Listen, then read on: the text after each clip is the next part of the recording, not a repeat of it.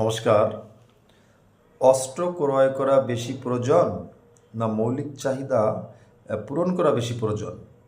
এ প্রসঙ্গে আমি সংক্ষিপ্তভাবে কিছু কথা বলার চেষ্টা করছি।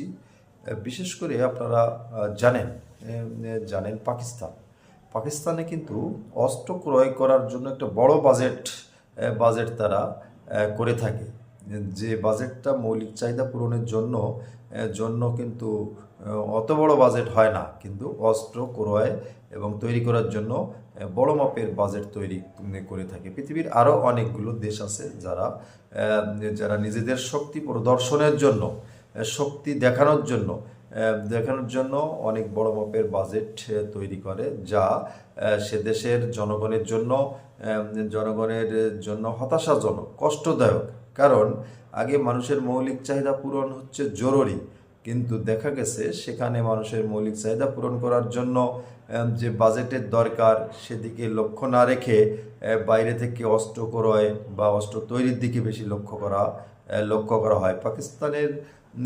পাকিস্তানের চাউল, ডাউল, আটা, ময়দা থেকে শুরু করে শিক্ষার উপকরণ আপনারা দেখবেন সেখানকার মূল্য কত।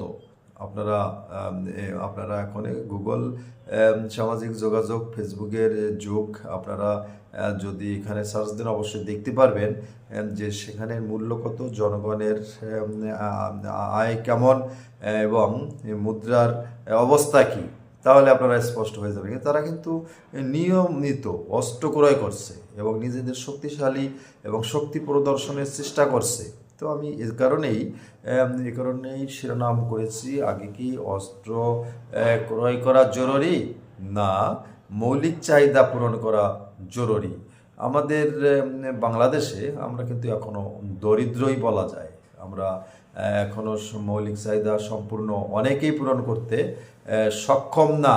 অনেকেই মৌলিক চাহিদা পূরণ করতে এখনও পারছে না। অনেকের খাবার আছে, ভালো বাসস্থান নেই, বাসস্থান আছে ঠিকমতো চিকিৎসা পাচ্ছে, অনেকের ভালো বস্ত্র নেই। সব কিছু মিলে মৌলিক চাহিদা পূরণেও আমাদের এখনও কিন্তু অনেক ঘাটতি রয়েছে। অতএব আমাদের মতো যারা অনুন্নত দেশ, আমি মনে করি, এবং আপনারা কি মনে করেন আমি জানি না, তবে আমি মনে করি আগে আমাদের মৌলিক চাহিদা পূরণ করা জরুরি, এরপরে নিজেদের শক্তি প্রদর্শনের জন্য অস্ত্র ক্রয় বা তৈরির সিদ্ধান্ত নেওয়া উচিত। আপনার মতামত অবশ্যই জানাবেন, আশা রাখছি। নমস্কার।